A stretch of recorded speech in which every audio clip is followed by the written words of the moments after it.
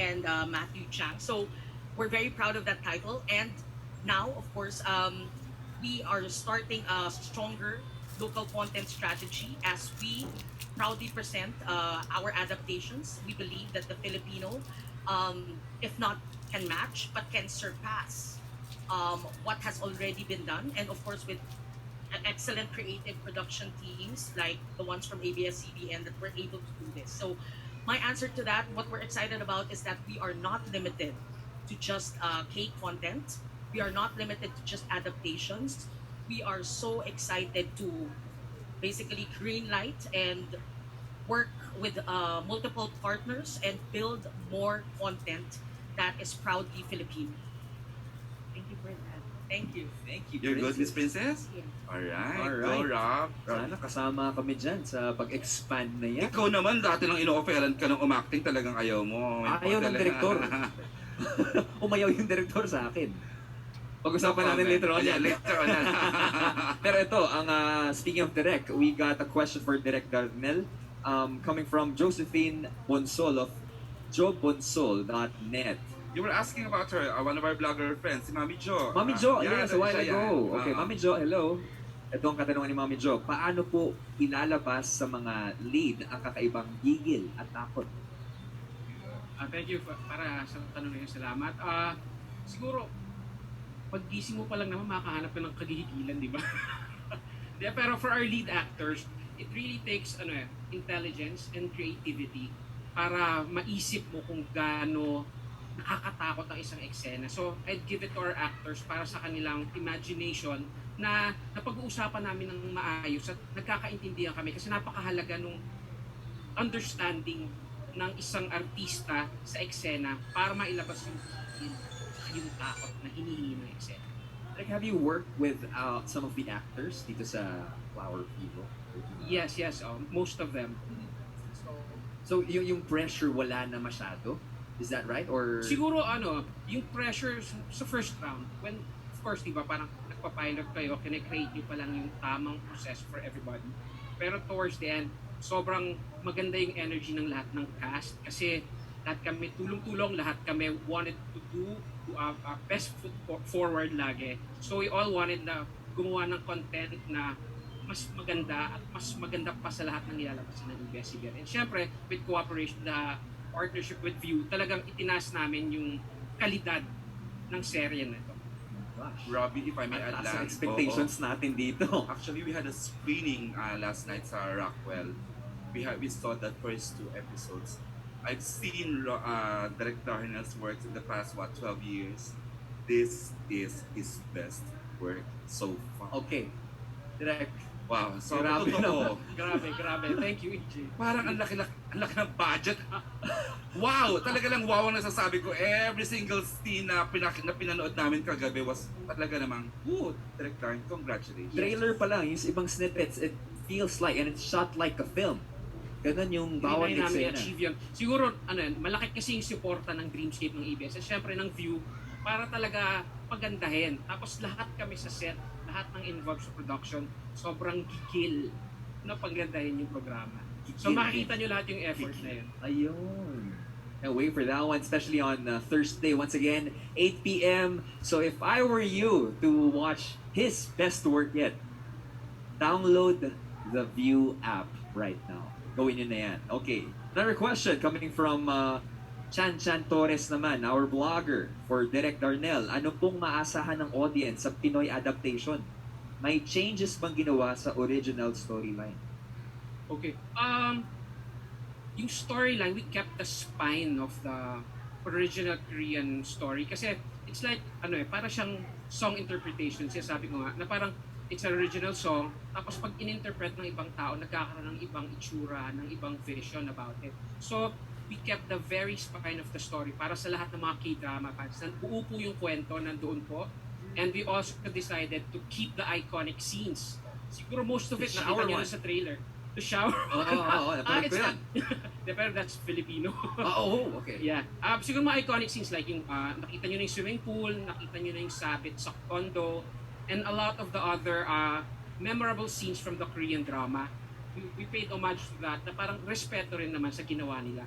Pero syempre, dinagdagan namin yun ng Pinoy flavor in a sense na parang dahil Pinoy yung involved sa kwento, iba yung Pinoy sensibility pag nasa eksena na tulad ng relasyon ng mag-ina, si Lovi has meron siyang kwento tungkol sa nanay niya. Sa Korean drama kasi wala yung kwento ng sa nanay. Tapos ang mga artista natin, if you see yung pagsasama ni Lovi at ni Piolo on screen, sobrang magnetic, sobrang physical din in a sense. Kasi sa K-drama, hindi sila ganun ka-physical eh. Pag mapapanood nyo dito, maniniwala talaga kayong mag-asawa sila. Piolo being the perfect husband and Lovi being a very good police investigator. So maraming kayong aabangan para sa mga succeeding pang episodes ng Flower of Evil Philippines. Itong mga Filipino elements may natin sa loob. Thank you for telling us that one. We got this one for Miss Danica Domingo. Okay, this one comes from Sanden Anadia, Banat New Cebu. Anong masasabi mo, talking about that one, anong masasabi mo sa chemistry in Lovi at Piolo? Ikaw talagang Wow. tinanong, ano. Ayan. Thank you for that wonderful question.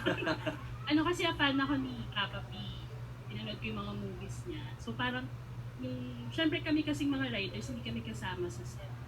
So, makikita na lang namin yung finished product pag iaano na. So, nung napanood namin yung Power of Evil, yung mga first few episodes, na natuwa talaga kami kasi parang pag tinignan mo si Piolo tsaka si Lovi, para talaga silang mag-asawa. Tapos parang walang ilangan, tapos hindi bumibitaw yung tingin. So parang tuwang-tuwa talaga kami nung napanood namin. I saw their their promo a while ago in Showtime. Yung tingin lang nila sa isa't isa, grabe na eh. Grabe Tsaka na. yung shower scene. Doon tayo aangkla, no? Aabot tayo doon. Aabot tayo Siyempre doon. si Papa Pian. Yes. May Yes, I Miss Tan. add? Actually, what I want to be able to share also with Piolo and Lovi, it was so natural for them to build a beautiful relationship, not just on camera but off camera. Kitang-kita, I'm sure Darnell can attest to this, that the way they give to each other. So for example, it's an emotional scene. One actor is already, kumaga kargado na, nandun na siya sa moment, the other one just supports. Or it's just a hug. Or there's like such a beautiful, there's beautiful chemistry between the two of them, even off camera. It's really comes from the heart of both actors being such giving actors. Tsaka siguro, dagdag ko rin, bukod pa dun sa mga exciting at mga thrilling scenes na gusto nating mapanood sa Flower of Evil, aabangan nyo rin yung bawat pag-grow ng characters sa eksena. Kakapitan nyo silang mabuti, especially Piolo and Lovi na mula episode 1, pagdating ng episode 32, ibang-iba na sila. Lahat ng characters ganun. Lahat binitbit nila yung characters nila na very believable, very competent. Kaya sa simula, eto sila, pagtingin sa dulo, iba na sila. Yun ang gusto kong abangan nating lahat, na lahat sila merong change of character pagdating sa dulo. May levels. Yes.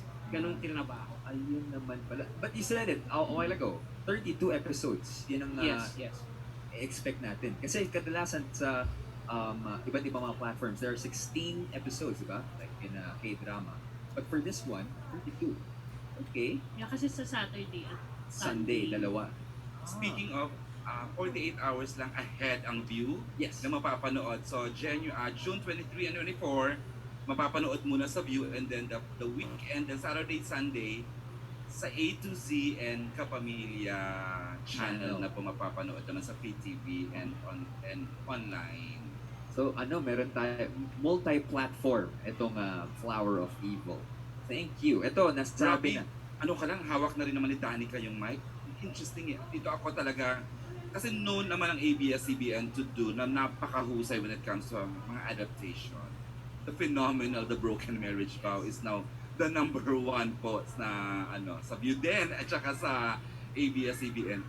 Miss Danica, anong challenge sa'yo to do adaptations ng mga ganito phenomenal na mga projects for globally na successful? Actually, yung challenge talaga kasi may existing siya na fans. So, kami sa creative team, syempre, a little, parang kailangan mo din siyang baguhin in a way para to cater to the Filipino audiences. So, parang yun nga, yung sinabi kanina ni Director Nel, pininpoint talaga namin yung mga iconic scenes kasi alam namin yun yung hahanapin yung fans.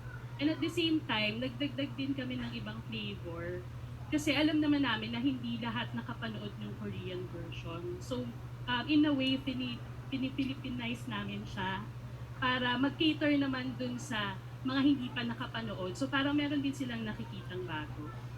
Thank you.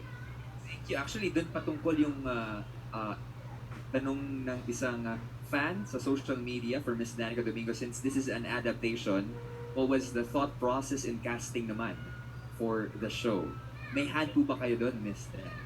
Ano naman, iba-iba kasi yung proseso minsan sa show. Minsan may nag exist na casting or minsan merong nagsa-start from the concept tapos tsaka nagka-cast.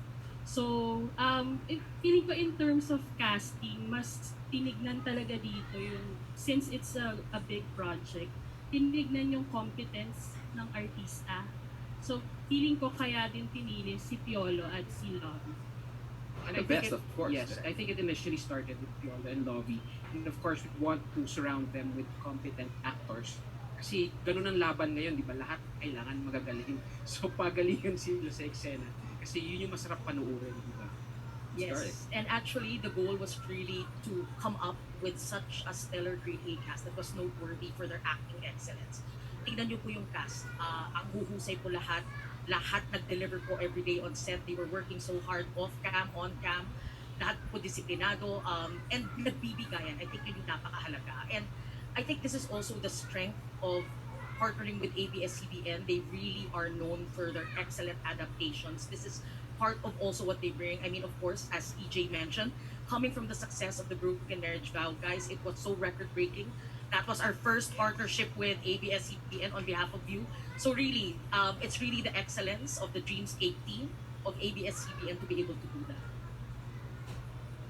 Can't wait for this kind of adaptation naman na mapapanood po natin this Thursday and this weekend as well. Pero yung isang tanong ni Miss Princess, gusto ko lang i-follow up doon. Kasi dito manggagaling yung katanungan ni Bix Buzz. Ni Bix. Hi Bix. For Miss Garlic, may mga Korean series pa ba na gusto nyong i-adapt? Can you share us some titles? Eto na. Hi, Bix. That's an exciting question. Papunta na sa exciting part. We're always open and we're always excited to look for great stories. I think more than just focusing on adaptation versus original, I mean, with View, with the way we make decisions on content, story is everything. It starts with the story. It needs to have compelling characters. We need to have a grade A stellar cast that's really strong actors. We have to have great directors. I mean, the way to create excellent content, get directors like Darnell and Richard Arellano, get writers, creative managers like Rondel Dindayag, Danica Domingo and her team. I mean, get cinematographers like Ronnie Jacinto, Take Lamore, get the Dreamscape team, get a business unit head like Carl de la Merced with her team, with the executive producer, Len, and of course Brian, Vince, Jules. I mean, there are so many wonderful people who have made this show possible and who have really delivered on the excellence. And that's what we're so grateful for on behalf of you. Personally, we can't wait. Of course, you can watch this weekend sa Kapamilya Channel A to Z. And I would love to ask our pillars right here on the stage in maybe a word or phrase. Ano yung kailangan naming i-expect or dapat makuha from Flower of Evil as we watch this one-of-a-kind adaptation? Pang beauty queen, no? Parang binipining Pilipinas. I wanna start off with Miss Danica. Ang aabangan nyo sa Flower of Evil, kung mapapansin nyo, ano siya, suspense, pero mahanda rin kayong ma-in-love. Kasi grabe yung great love story talaga yung kwento ni Jacob at ni Iris. So yun yung abangan nyo. Direk. Ako siguro, abangan nyo kung paano nyo ma-enjoy yung characters ng mga artista. Hindi yung sila makikita kung hindi yung characters na portrayed sa our film. So yun yung exciting. Exciting part? Papunta na tayo dun.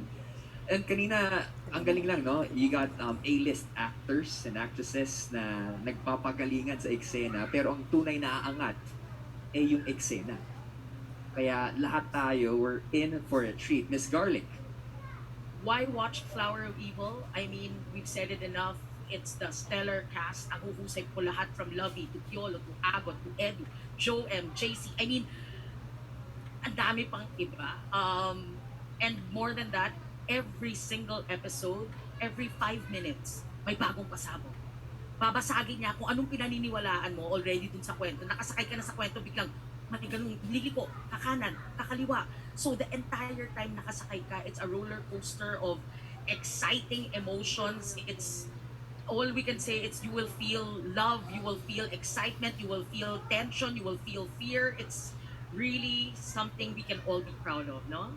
Thank you. Thank you. So I invite you guys to buckle up because you are gonna be in for a special ride. Maraming salamat. Palapakan po natin ang ating mga bosses on stage. Thank you Of po. course, we got Miss Danica, Director Nell, and Ma'am Garlic. Ma'am Garlic. Robbie, makakasama pa natin sila ha. Later on. Nandun lang sila sa side. Any more question about creative partnerships? Ready sila to answer. Yes, I'd yes. like to mention then, my co-director, si Director Chert Arellano, part din siya ng series. So, I wish to be- Hi, Direk. Hi, Direk. Direct time, isang pahabo lang. You've done Piolo Pascual teleseries before. Kamusta siya? Oh, yeah. Nag-work kami ni Piolo 10 years ago for dahil sa pag-ibig. And I could say Piolo is very, very different. In a sense na sobrang siyang nag-mature na as an actor. He's also always willing to go beyond yung nagawa niya na sa lahat ng programa niya. Hindi niyo ina-expect dito kung ano yung kaya niyang gawin. Kahit siya nagulat siya sa kaya niyang gawin. Kaming lahat sa set nagulat sa kaya niyang ipakita pa as an actor. So, sobra akong bilib sa performance na at sa commitment na binigay ni Mr. Piolo Pascual sa programa. Abangan niyo po yun. Handa na ako magulat. I know. Handa na ako magulat this week. Again, Thursday on View and Friday and on Saturday, Sunday naman sa ating Kapamilya channel and A to Z. Ang saya, no? It's Sobra. everywhere, no? Yep. Napapanood mo, hindi ka pwedeng makamiss out ng episode. Yep. We mentioned the stellar cast, diba? And in just a bit, makikilala at makakasama po natin sila live na live dito The whole mismo. cast? Yes, sa Wow. Studio A. to all. Wow! That's why I love you. Okay? Lagi nasa-surprise, pero Totoo. Pero masurpresa muna kayo kung paano nga ba ginawa, kailan, at yung magic behind the process of making this great adaptation, Flower of Evil. Ladies and gentlemen,